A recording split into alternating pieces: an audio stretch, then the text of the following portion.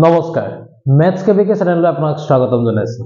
আজি আমি ক্লাস 9 ৰ যেটো আমি দুটা চলকযুক্ত ৰৈখিক সমীকৰণ দু চেপ্টাৰ তাৰ আমি অলৰেডি তিনটা ভিডিও আমি আপলোড কৰিছো আপোনালোকৰ সহাৰি আমাক যথেষ্টখিনি উৎসাহ দিছে আৰু আজি মই 4 নম্বৰ ভিডিওটো আমি দিবলৈ আমি চেষ্টা কৰিছো এই ভিডিওত আমি আমাৰ 4.3 আৰু 4.4 যিকিটা অনুশীলনী আছে আমি তাৰ অনুশীলনী আমি শেষ কৰিম আৰু এটো হ'ব দুটা চলকযুক্ত ৰৈখিক সমীকৰণৰ শেষৰটো ভিডিও আৰু আপোনালোকৰ সুবিধা হোৱাকৈ আমি বিভিন্ন ডিস্ট্ৰিক্টৰ সলিউশনখিনি কৰি পেলাই আমি ডেসক্ৰিপচনতে আমি লিংকসমূহ দি দিছো আপোনালোকে চাই লব পাৰিব কিবা যদি অসুবিধা থাকে তাতে আমাৰ WhatsApp চেনেলৰ লিংকটো আমি দি থোৱা হৈ আছে আমাৰ WhatsApp চেনেলৰ যোগেদি আপোনালোকে আমাক কন্টাক্ট কৰিব পাৰিব তেতিয়া আমাৰ বিভিন্ন কোৱেশ্চন পেপাৰে হওক বা বিভিন্ন নোটসে হওক আমি তাত আপলোড কৰিম আহকচোন আজি আমি আমাৰ এই ক্লাছটোৰ মাজলৈ আমি আগবাঢ়ো আমি 8 নম্বৰ কোৱেশ্চনটোৰ মাজলৈ আমি আগবাঢ়িছো ইয়াত কি দিয়া আছে যে এটো আমি 4.3 অনুশীলনীৰ আমি 8 নম্বৰ কোৱেশ্চনটোলৈ আমি আগবাঢ়িছো অলৰেডি ইয়াৰ আগৰ কোৱেশ্চনখিনি আমি পাৰ্ট 3 তে আমি আপলোড কৰিছো আপোনালোকে চাই লব পাৰিব 8 কি দিছে যে f = 9/5c + 32 তে a তো দিয়া হৈ আছে ইয়াতে f এ কি বুজাইছে বুলি কৈছে সেলসিয়াসটোৱে c টোৱে বুজাই আছে x অক্ষ আৰু f টোৱে বুজাই আছে y অক্ষ বুলি আমাক কৈছে ঠিক আছে এটা যে আমি x আৰু y বুলি ধৰিবলৈ যাও তে আমি কি হ'ব গৈ বস্তুটো চাব আমি ইয়াত বক্সটো বনাই ললো বক্সটো বনাই লগে লগে আমি তিনটা সলিউশন পাই যাম ইয়াত আমি কি লিখিলো f লিখিলো ইয়াত লিখিলো মই c লিখিলো এতিয়া মই আগৰ খতি কনসেপ্টটো টোটালি একে যে ৰাইট সাইডে যেটো আছে তাত আমি কি লিখিম 0 1 2 3 লিখিম ইয়াত কি হ'ব গৈ 0 1 2 লিখি ললো তে এটা ইয়াত কি হ'ব চাকচোন তে f কেন হ'ব গৈ 9/5c c মানে কি মানে 0 তে কি হ'ব গৈ 0 প্লাস কেন হ'ব গৈ 32 কেন হ'ব গৈ 9/5 এটো হৈ গল এটো 0 খতি মাল্টিপ্লাই কৰিলে কি হ'ব গৈ টোটালি কমপ্লিট এটো কি হৈ যাব 0 হৈ যাব প্লাস 32 হ'ব কিমান 32 আমি কেন পালো আনসাৰটো 32 ঠিক আছে যদি মই বা 1 বহাই চাও তে 1 বহাই চালে কি হ'ব গৈ 9/5 * 1 + 32 কেন হ'ব গৈ 9/5 into 1 কৰিলে 1 এটো হ'ব 32 কেন হ'ব গৈ 5 কেন হ'ব 9 প্লাস কেন হ'ব গৈ 5 দুগুণ 10 শূন্য কৰিল 1 16 160 তে কেন হ'ব গৈ 169/5 5 এখন গলে 5 3 গুণ 15 তাহলে কেন হ'ব গৈ 19 19 হলে 5 3 গুণ 15 কেন হ'ব গৈ 8 হ'ব 33.8 বুঝে পাইছো কথাটো ওকে নেক্সট আমি যদি নেক্সট টু বহাই চাও আমি এটো সাইডে কই দিছো f কেন হ'ব গৈ 9/5c c মানে হৈ গল 2 প্লাস হৈ গল 32 কেন হ'ব গৈ 9 দুগুণ 18 হৈ গল 5 প্লাস 32 তে কেন হ'ব গৈ 5 লিখিলো 18 প্লাস কেন হ'ব গৈ 160 কেন হ'ব গৈ 178/5 এটা মই হৰণ কৰিলে কেন হ'ব গৈ 3 বাৰ কৰিলে 15 হৈ গল 28 5 5 গুণ 25 35.6 তে এই চাৰ্টখন ইউজ কৰি পেলাই আমাক লেখটো আঁকিব দিছে আৰু আমি লেখটো আঁকিব আমি নিশ্চয় পাৰিমে সো মই আপোনাক আঁকি পেলাই নিদুং গৈ আপোনালোকে নিজে এবাৰ ট্ৰাই কৰিব কাৰণ লেখ অকা অংক আমি পাৰ্ট 2 টো আমি আপলোড কৰিছো আৰু পাৰ্ট 3 টো আমি আপলোড কৰিছো আৰু লিংকসমূহ আছে আৰু ইয়াত চাই লব পাৰিব আৰু এটো আমি তাকে যেতিয়া আঁকি নিদু আপোনালোকে যে ট্ৰাই কৰিব যদি কিবা অসুবিধা হয় আমাক কমেন্টত জনাই লব আমি দিবলৈ চেষ্টা কৰিম ওকে এতিয়া আমি ইয়াৰ পিছৰ পাৰ্ট কোৱেশ্চনটোলে আমি আগবাঢ়ো ইয়াত কি দিয়া আছে যদি উষ্ণতাটো কৈছে কি যে চাব এতিয়া মেইন কথাটো হ'ল ফাৰেনহাইট আৰু ডিগ্ৰী সেলসিয়াস এই পোৰচনটো টোটালি এটা বস্তু ই এটাই তাৰ লগত আমাৰ সংগতি ৰাখি কি কৈ আছে যদি উষ্ণতা 30 ডিগ্ৰী সেলসিয়াস এটা ফাৰেনহাইট কেনে হ'ব খুদিছে এটা চাওক কৈছে যে দিয়া আছে গিভেন আমাক কি দিছে কৈছে কি যে ইমান ডিগ্ৰী সেলসিয়াস মানে কি c = হ'ব কিমান 30 যদি c যদি 30 হৈ যায় তাহলে f কেন হ'ব সাকচোন 9/5 into কি হ'ব গৈ 30 plus 32 তে পাছে যদি মই কাটি দিম ব্ৰেকেট দিয়াতকে যদি মই যদি মাল্টিপ্লাই ইনটু দিও বেছি ইজি বুজাব হয় না পাছে দি কাটিলে কেন হ'ব গৈ সবাৰ 9 6 গুণ 54 plus 32 কেন হ'ব গৈ 86 ডিগ্ৰী ফাৰেনহাইট তে এটো হৈ গল আমাৰ ইয়াৰ আনসাৰ এটো গল 1 নম্বৰটো আৰু 2 নম্বৰটো আনসাৰ ঠিক আছে ঠিক একেদৰে আমি যদি 3 নম্বৰটো আমাক কি দিছে যে আমাক এবাৰ ফাৰেনহাইট দিয়া হৈ আছে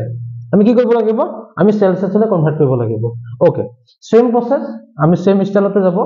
তে কি কৰিব লাগিব চাব মই মুছি দিছো বাৰু এটো ওকে এটা কি হ'বগৈ মই যদি চাও 3 নম্বৰটো কৈছে কিমান 95 ফাৰেনহাইট মানে F কিমান দিয়া আছে 95 ডিগ্ৰী ফাৰেনহাইট ওকে এতিয়া মই চালো ইকুৱেশনটোলৈ আহিলো কি হ'বগৈ 9/5c + 32 এতিয়া কি দিয়া আছে 95 দিয়া হৈ আছে হয়নে ইকুৱেল 9/5c + 32 এটা মই কি কৰিম গৈ এই 32 টো মই এটো সাইডে লৈ আহিম 95 - 32 ইকুৱেল কেন হ'বগৈ 9/5c মাইনাস কেন হ'ব 5 পা 2 গলে 3 9 পা 3 গলে হৈ গল গৈ 6 কেন হ'বগৈ 9/5c এটা cos মাল্টিপ্লাই কৰিম কেন হ'বগৈ 9c ইকুৱেল টু হ'বগৈ 63 ইনটু হৈ গল 5 আৰু যদি মই c কৰো কেন হ'বগৈ 63 ইনটু 5 বাই কেন হ'বগৈ 9 কেন হ'বগৈ 7 9 গুণ 63 কেন হ'বগৈ 7 ইনটু 5 মানে কেন হ'বগৈ 35 ডিগ্ৰী সেলসিয়াস তে এটো হল আমাৰ c ভ্যালুটো আমাৰ ওলাই গল ঠিক আছে আমি বুজিব পাৰিছো নিশ্চয় তে এটো হল আমাৰ 8 3 নম্বৰ কোৱেশ্চনটোৰ সলিউশন ঠিক আছে ওকে আমি নেক্সট 4 নম্বৰ কোৱেশ্চনটোলৈ আমি আগবাঢ়ো ইয়াত কি দিয়া আছে কৈছে কি যে যদি আমাৰ ডিগ্ৰী সেলসিয়াস তো আমাৰ 0 ডিগ্ৰী হয় 0 ডিগ্ৰী হয় বুলি কৈছে কৈছে 0 ডিগ্ৰী সেলসিয়াস হয় মানে c টো যদি 0 হয় তাহলে আমাক কি ওলাব লাগে আমি তাহলে f এর ভ্যালুটো উলিয়াব লাগে একদম সিম্পল কথা একে স্টাইলত হ'ব গতে অঙ্ক কিটা কি হ'ব গৈ 9/5c + 32 একে হ'ব গৈ 9/5 * 0 + 32 তে এটো কেন হ'ব গৈ 0 হৈ যাব 0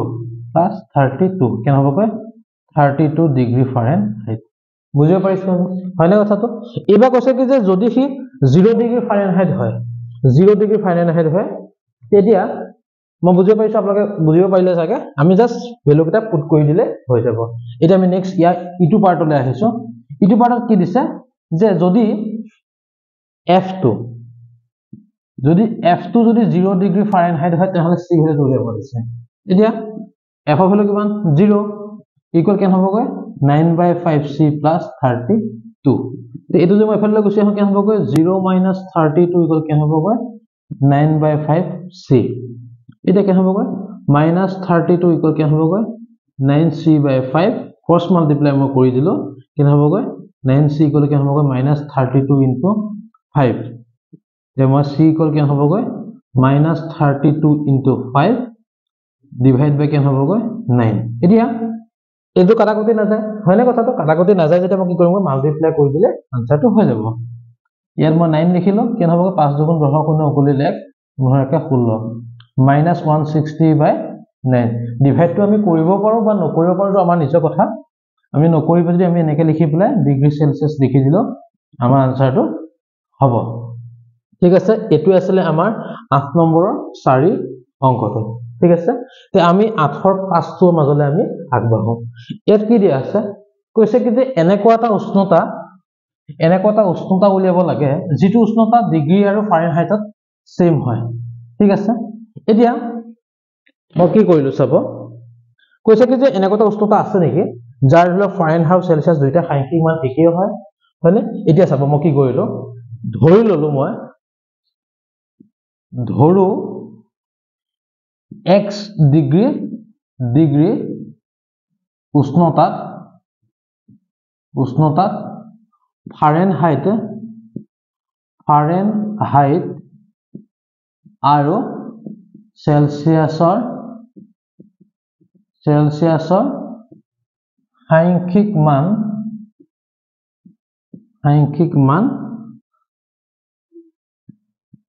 একে ঠিক আছে এটা x ত মই মিলাই ললো তে মানে মই কি বুজি পালো যে এটাকে f = c = x মই বুজি ললো এটা আমাৰ ইকুৱেশনটো কি আছিল যে f = 9/5c + 32 এটা মই x ৰ ভ্যালু ইয়াত মই বহাই দিম x লিখিলো ইকুৱেল 9/5x লিখিলো + 32 ঠিক আছে এতিয়া কি হ'বগৈ ইয়াত মই এফালে গুছি আহিলে কি হ'ব x minus 9/5x equal to হ'ব কিমান 32 LCM ললে 5 হ'ব ইয়াত হ'ব কিমান 5x minus 9x equal to হ'ব কিমান 32 ওকে এনে মাইনাস হলে কেন হ'ব গৈ minus 4/x 5 32 ঠিক আছে এতিয়া কেন হ'ব গৈ minus 4x equal কেন হ'ব গৈ 32 into 5 এটা কথা হ'ল minus 4x equal কেন হ'ব গৈ এটো মই কি কৰিলো ডাইৰেক্ট মাল্টিপ্লাই কৰি এটা শৰ্ট কৰি দিছো ন অঙ্কটো এটা বস্তু নবুজিব যে মই অঙ্ককে দীঘলকে কৰিছো ইয়াৰ কিছুমান স্টেপ আপোনালোকে স্কিপ কৰিব পাৰে যেহেতু আমি প্ৰথম অৱস্থাত আৰু প্ৰত্যেককে ভিডিওটো চাই আছে কোনবা অলপ বেছি জানা হ'ব পাৰে কোনবা অকমান কমকে বুজি পোৱা হ'ব পাৰে সেইটো কাৰণে প্ৰত্যেকৰে কাৰণে মই বস্তুটো দীঘল কৰি কৰিছো যাৰ যেটো সুবিধা হয় আপোনালোকে লাইন কিছুমান স্কিপ কৰিব পাৰিব ওকে ইয়াত কেন হ'ব গৈ 32 into 5 by minus 4 সাইডে গাইলে কেন হ'ব -1 হ'ব এফালে কেন হ'ব 8 হ'ব মই এই পিছৰ পাৰ্টটো এখিনতে কৰি দিছো তে কি হ'ব x ইকুৱেল টু হ'ব কিমান 8 8 into 5 8 into 5 তলত হ'ব -1 মানে কি হ'ব 8 5 গুণ 40 -40 হ'ব তে আমি কি বুজি পালো যে x ইকুৱেল টু -40 পাই গলো গৈ তে মই কি লিখিম শেষৰ মানটো মই এখিনতে লিখি দিছো যে নিৰ্ণয় এটাকে নিৰ্ণয় -40 ডিগ্ৰী উষ্ণতাত ফাৰেনহাইট আৰু সেলসিয়াছৰ সাংখ্যিক মান একে ঠিক আছে তে এটো হগল গৈ আমাৰ 4.3 অনুশীলনটো একদম শেষৰ অংকটো সলিউশন আমি বুজিব পাৰিছো নিশ্চয় তে এতিয়া আমি ইয়াৰ পিছৰ যি উদাহৰণ আছে আৰু তাৰ অনুশীলনী আছে তাৰ মাজতে আমি আগবাঢ়ো উদাহৰণ 9 নম্বৰ কোৱেশ্চনটো আমি আগবাঢ়িছো ইয়াত কি দিয়া আছে যে এক্সাম্পল 9 কি দিছে চাব 2x plus 1 equal x minus 3 এই সমীকৰণটো কি কৈছে গৈ এক কৈছে যে এক নম্বৰ কৈছে সংখ্যা ৰেখাত বহাব লাগিব দুই কৈছে স্থানাংকৰ তলত প্ৰদৰ্শন কৰিব লাগিব এতিয়া স্থানাংকত প্ৰদৰ্শন কৰিব লাগিব স্থানাংকত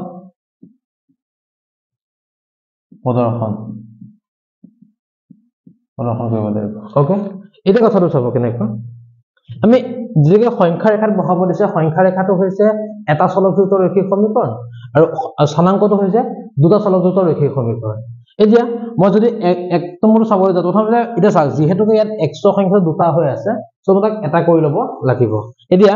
কি হ'বগৈ 2x + 1 ইকুৱেল টু কি হৈছে x - 3 এতিয়া ইকুৱেল টু মই x টো ফালে গুছি আহিলো 2x - x -3 -1 তে কি হ'বগৈ x ইকুৱেল কি হ'বগৈ -4 তে x হলো কেন হ'ব -4 হ'বগৈ হয়নে এটা মই কি লিখিম সংখ্যা ৰেখাত বহাম সংখ্যা ৰেখাল কেনেকুৱা আছিল এনেকে জানিলো কি হ'বগৈ 0 লিখিলো 1 2 3 4 -1 -2 -3 -4 -5 এতিয়া সংখ্যা ৰেখা কি বুলি কৈছে x = -4 তেহলে এই পজিশনটোই হ'ব x = -4 বুজিব পাৰিছো কথাটো ওকে এটা যে মই স্থানাংকত প্ৰদৰ্শন কৰিব লগিয়া হৈ যায় তে মই কি কৰিব লাগিব মই 2 নম্বৰটো মই এখিন জাগাতে কৰিছো ওকে এটা চাব মই ইয়াত বস্তুটো এনেকে দি দিলো ঠিক আছে এতিয়া ইয়াত মই কি দিলো চাওকচোন -1 -2 -3 -4 -5 1 2 3 1 2 3 -1 -2 -3 ইয়াত 0 দিলো এটো হল x এটো হল গৈ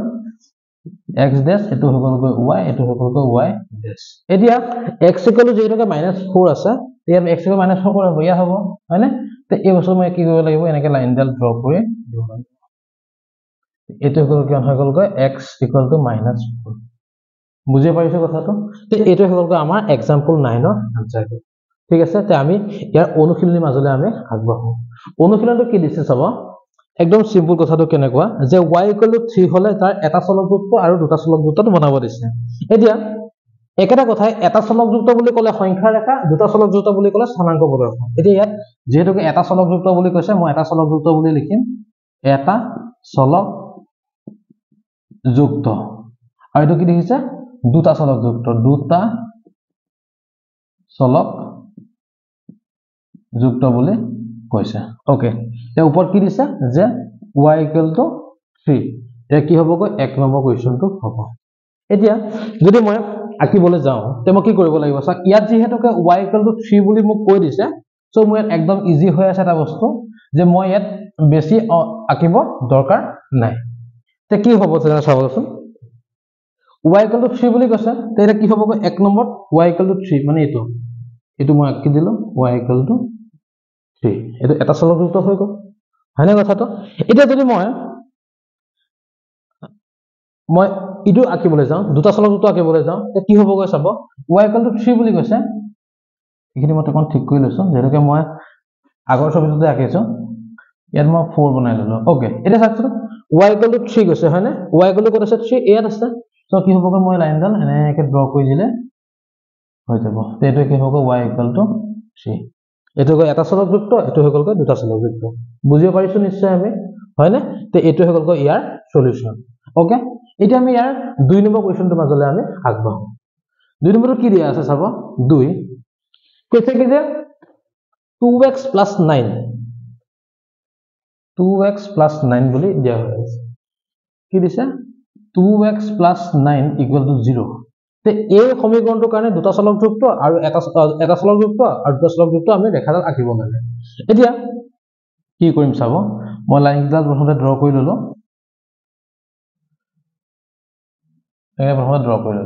ওকে এতিয়া যেহেতুকে ইয়াত x ৰ ভ্যালুটো কোনো নিৰ্দিষ্টকে নাই কিয়া মই কি কৰিব লাগিব মই সলিউশন কৰি ল'ব লাগিব 2x + 9 = হৈ গ'ল 0 কি হ'বগৈ 2x = হৈছে গৈ 9 এ প্লাস আছে ইফালে গ'লে কি হ'বগৈ মাইনাস হ'ব x কেন হ'বগৈ -9/2 নে -4.5 হ'ব এটা চাব এটা কি হ'বগৈ বস্তুটো এটা চলকযুক্ত মাইনাসত আছে ইফালে আহিলো -4.5 মানে 4.5 5 নহয় কিন্তু 4.5 সো কি হ'বগৈ মাজত এটো কি হ'বগৈ মই কি লিখিমগৈ x = -4.5 বুজিব পাৰিছো কথাটো ওকে আমি কিফালে আহিলো তে ইয়াতো কি একেটা হ'ব x = -4.5 ক'ত আছে 4 ইয়াত হ'ব তে এতিয়া মই এই লাইনডাল একে ড্ৰ কৰি দিম কি হ'বগৈ x = হ'ব -4.5 ঠিক আছে আমি এনেকে লিখিলো ঠিক আছে নহলে আমি এইটো 2x + 9 = 0 বুলি লিখিলো আমাৰ কাৰণে ঠিক আছে তে এটো হৈ গ'ল আমাৰ ইয়াৰ সলিউশন আৰু এটোই আছিল আমাৰ 4.4 অনুশীলনী আমাৰ কোৱেশ্চন খিনি আৰু এতিয়া আপোনালোকৰ সুবিধা হোৱাকৈ আমি আপলোড কৰিবলৈ চেষ্টা কৰিলো যিমানখিনি পাৰো আমি চেষ্টা কৰিছো আপোনালোকৰ কেনেকুৱা পাইছে আমাক কমেন্টত কমেন্ট কৰি জনাব আৰু আশা কৰিছো আপোনালোকে বুজিব চাগে নিশ্চয় পাৰিছে আৰু অনাগত দিনত আমি অন্য এটা চেপ্টাৰৰ ভিডিঅ'সমূহ লৈ পেলাই আমি ইয়াত আপলোড কৰিম আপোনালোকৰ সুবিধা হোৱাকৈ প্ৰতিটো কামতে আমাৰ সত্য বা অসত্য আছে বা সত্য বা মিছা বুলি কিছুমান পইণ্ট থাকিব প্ৰতিটো কথাত আমি নিজকে সত্য বুলি বিবেচনা কৰি কোনটো বস্তু সত্য কোনটো বস্তু অসত্য আমি বিবেচনা কৰি আমি আগুৱাই যাব লাগিব প্ৰতিদিনৰ দৰে এটা কথা কি নিজক চিনি পাবলৈ শিকক নিজৰ ব্যক্তিত্ব জানক নিজৰ